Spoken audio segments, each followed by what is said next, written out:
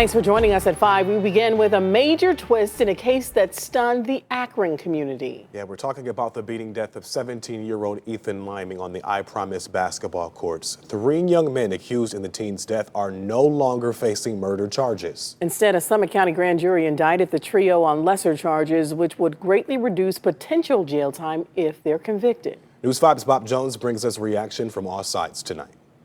Ethan Liming's mother told me it was too hard for her to talk on camera about the latest developments in the case, and his father released a statement that says, "Our family is both devastated and disgusted." I think it's a systematic problem.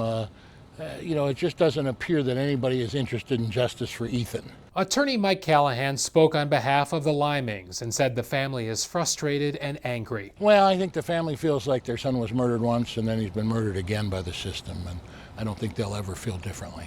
According to Akron police, Ethan and his friends went to the I Promise school on the night of June 2nd, and at least one of them fired a toy gun, a splatterball water bead blaster at young men playing basketball.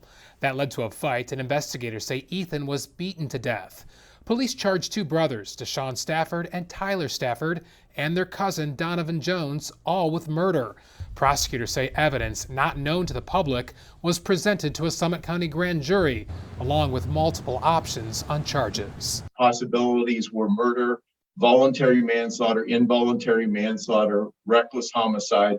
All of those were presented to the grand jury. The grand jury returned indictments on lesser charges. Deshaun Stafford for felony first and third degree involuntary manslaughter, Tyler Stafford for felony third-degree involuntary manslaughter, and Jones for misdemeanor assault charges. The prosecutor presented evidence, but the grand jury thought, no, something more happened here. Those other boys started it, and Sean and his friends had a reason to do what they did and stand their ground. Attorney John Sin represents Deshaun Stafford. He's pleased with the lesser charges and plans to argue self-defense, as does attorney Eddie Siplin, who represents Jones. I don't know why the cops got it wrong. I don't know if it was because public opinion was so strong early on in this case, but the grand jury clearly wasn't swayed by rumor and speculation. Should he have lost his life? No.